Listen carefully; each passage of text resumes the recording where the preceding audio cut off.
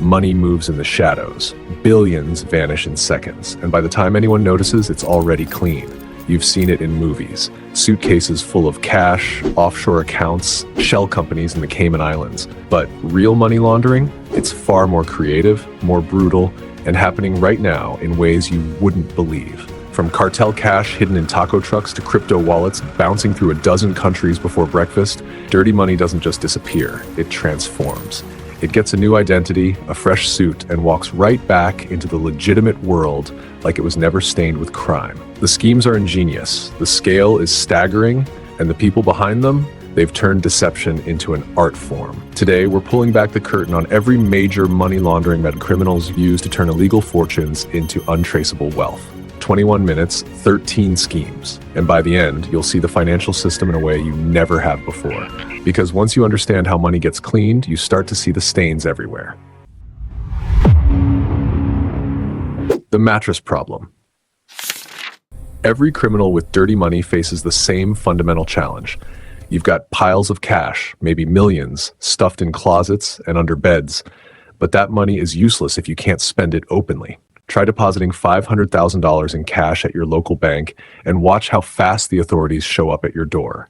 Banks are required to report anything suspicious, and large cash deposits scream illegal activity. So what do criminals do? They get creative, very creative. They invent elaborate systems that transform dirty money into seemingly legitimate funds.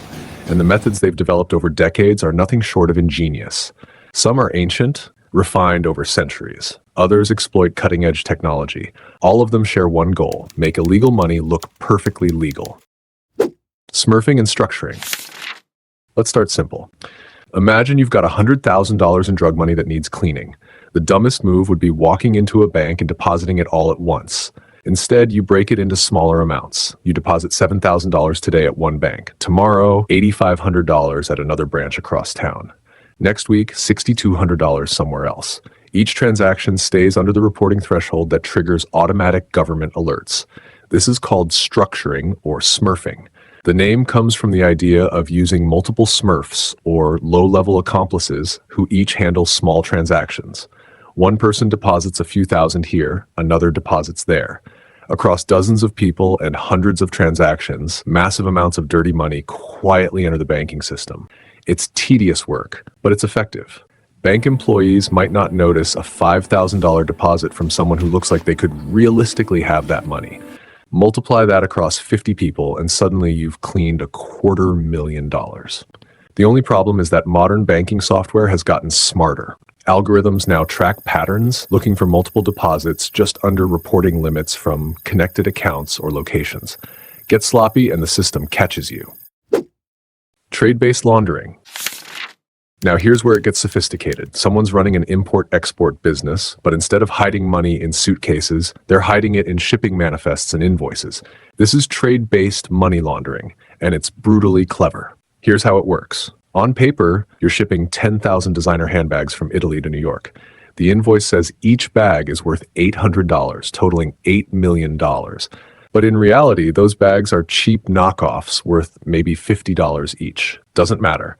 That invoice justifies an $8 million wire transfer from your US account to your European shell company. Congratulations, you just moved $8 million in dirty money across international borders, and it looks completely legitimate. Or flip it the other way. Ship actual luxury goods, but claim they're worth far less than their real value. You've now got expensive merchandise you can sell for clean money, while the paperwork shows a modest transaction. The genius of this scheme is that global trade is impossibly complex. Prices fluctuate constantly. Customs officers can't inspect every shipping container.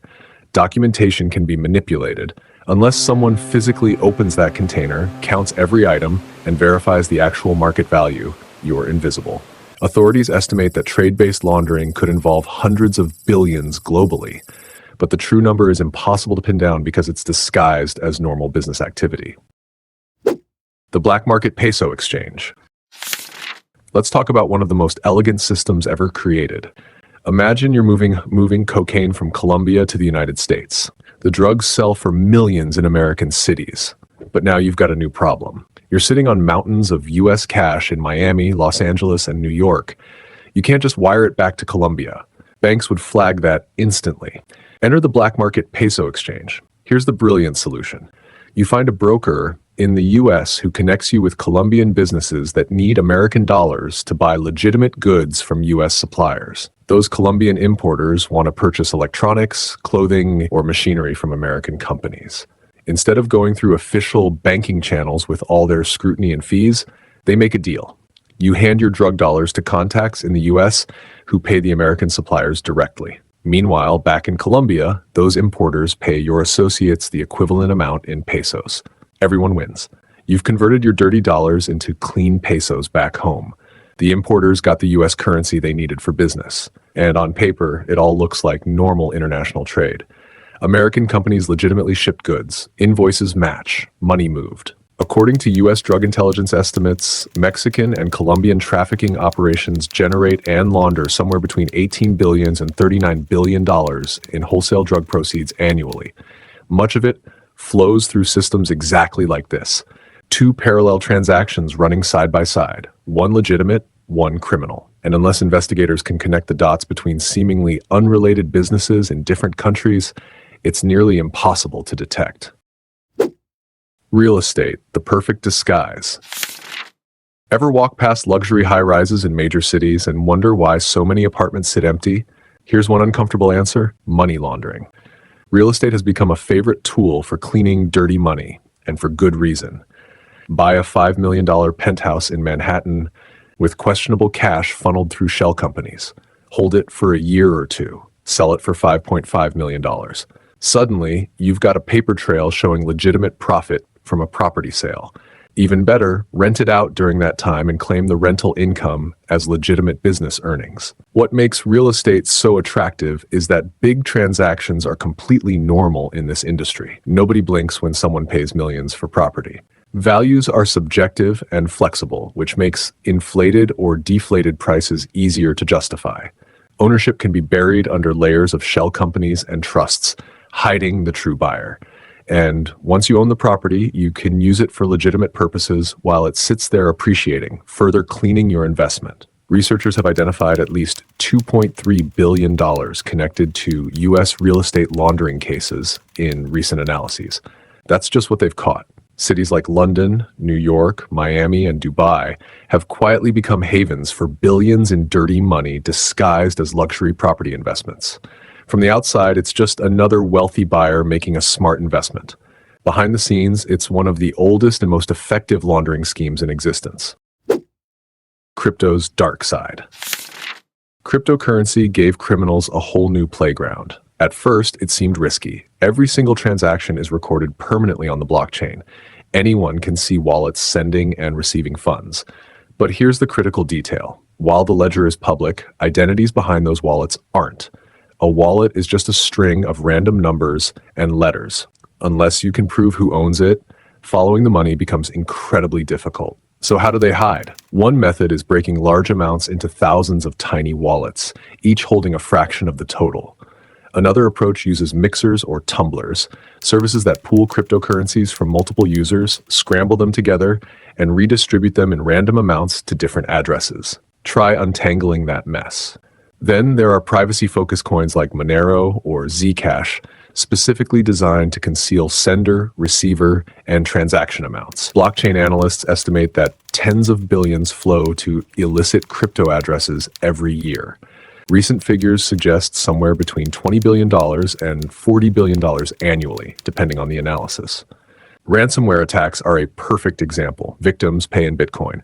The hackers immediately push those funds through multiple mixers, convert to Monero, split across dozens of wallets, and suddenly investigators are staring at a dead end. It's not completely bulletproof. Experts can sometimes identify suspicious patterns like rapid wallet splitting, unusual exchange activity, or cashing out through known shady platforms. But cryptocurrency laundering remains a major challenge for law enforcement. It's the same old trick with a modern digital mask. Take dirty money, make it disappear, and have it reappear looking legitimate. Bad blood and corporate deception. Now, you might be thinking money laundering is only about drug cartels and organized crime, but deception and financial manipulation exist everywhere, even in Silicon Valley boardrooms. Take the story detailed in Bad Blood, by John Carreyrou. It chronicles the rise and fall of Theranos, a health technology company that claimed to revolutionize blood testing. The company didn't launder money in the traditional sense, but it did something equally damaging. It deceived investors, partners, and the public about what its technology could actually do.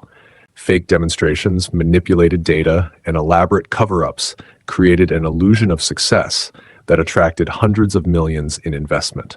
While not money laundering, it shows how financial deception operates in corporate environments. People create elaborate facades, present false information, and move money based on manufactured credibility rather than real value. If you want to understand how easily financial systems can be manipulated through deception, Bad Blood is an incredible read. You can find the link in the description below. It's absolutely worth buying and reading because it pulls back the curtain on how trusted institutions and respected individuals can orchestrate massive fraud. Oh, and speaking of resources, I've also included a free finance ebook in the description box. Download it and read it.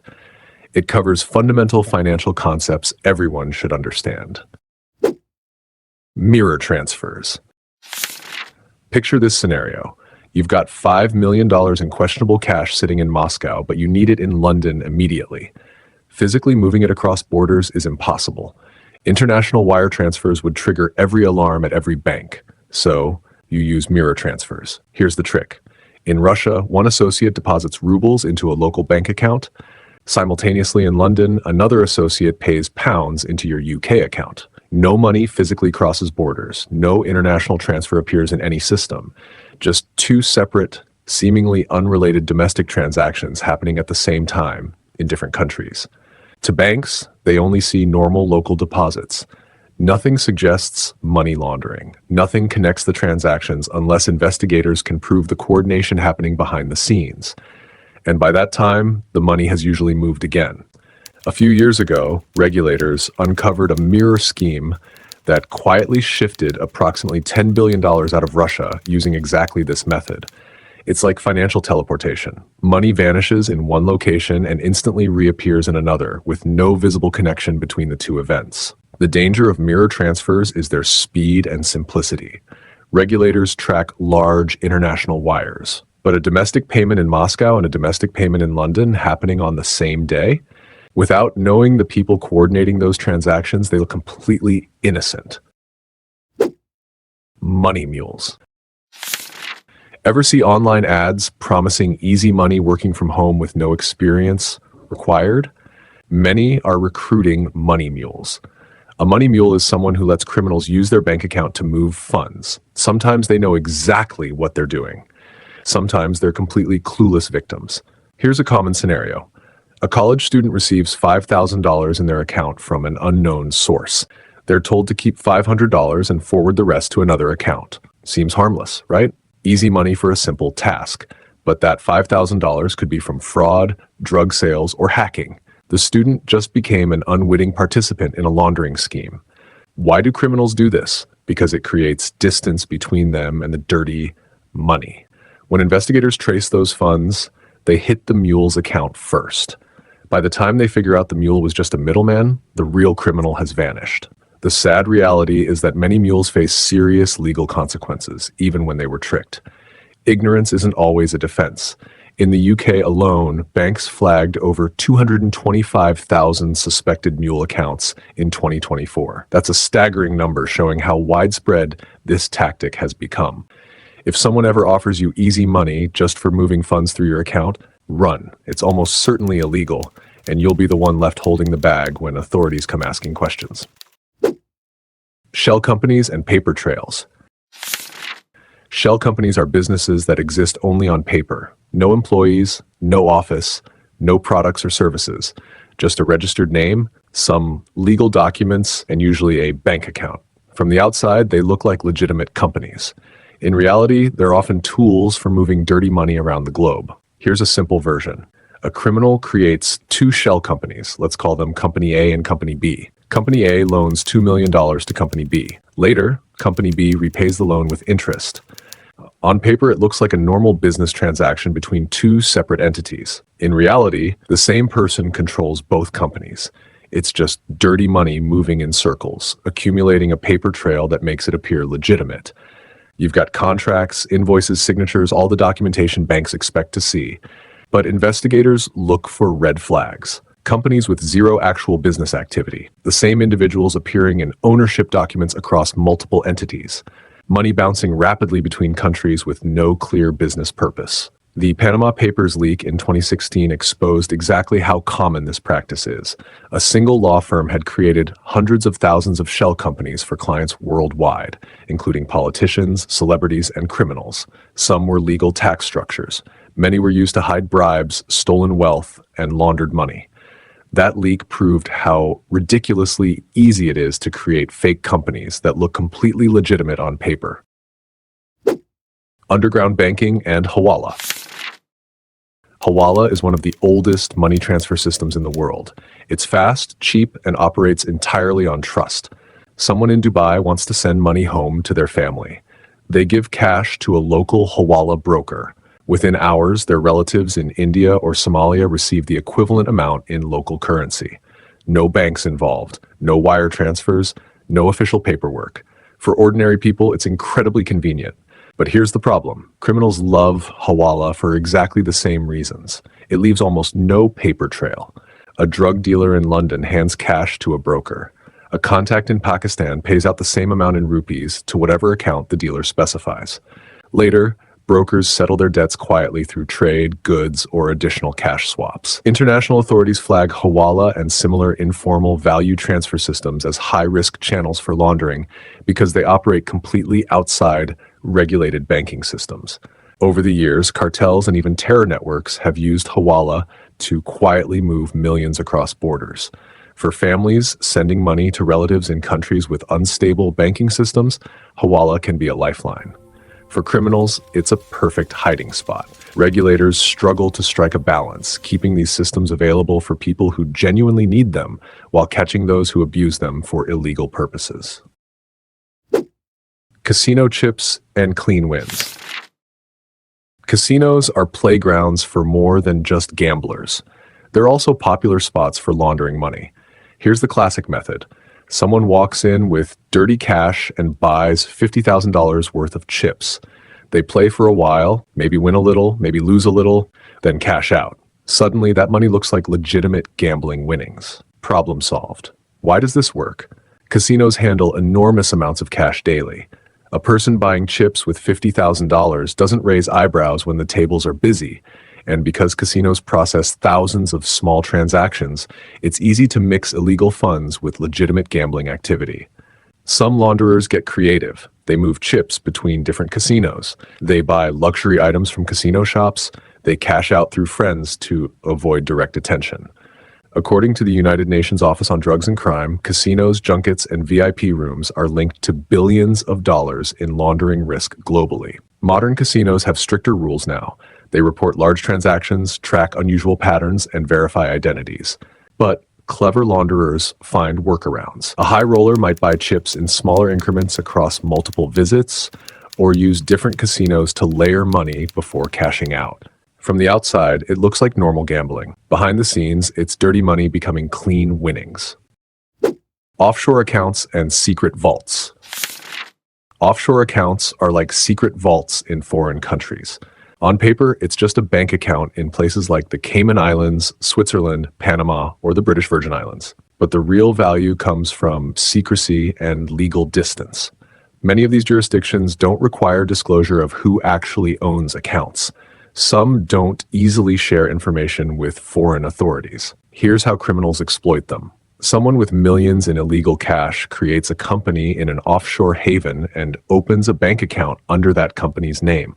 From there, the money can flow anywhere, into stocks, real estate, other businesses, and nobody can easily connect it back to the original owner. You could own luxury property in London, a yacht in Dubai, and a stock portfolio in New York, all officially controlled by different offshore companies that trace back to you only through layers of legal entities. Massive leaks like the Panama Papers and Pandora Papers expose data on hundreds of thousands of offshore entities used to hide ownership. According to the International Consortium of Investigative Journalists, these systems have been used to conceal billions in wealth.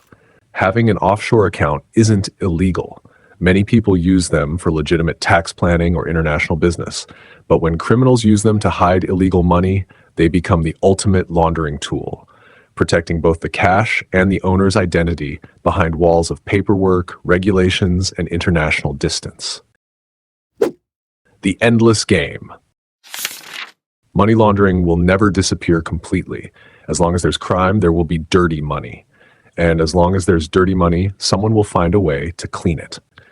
Regulators create new rules, banks install better software, investigators develop smarter techniques, and in response, criminals adapt, finding new loopholes and inventing new methods.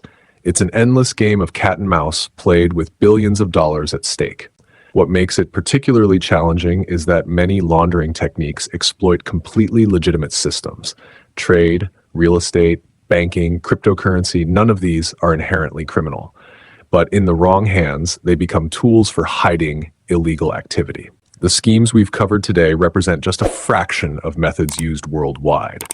For every technique authorities shut down, criminals develop two more. The creativity is disturbing. The scale is staggering, and it all happens quietly, disguised as normal business, while most of us never notice. Remember, I've put that free finance ebook in the description. Download it. And if you want to dive deeper into corporate deception and financial manipulation, grab Bad Blood from the Amazon link below. Understanding how money moves both legally and illegally is one of the most valuable forms of financial education you can get.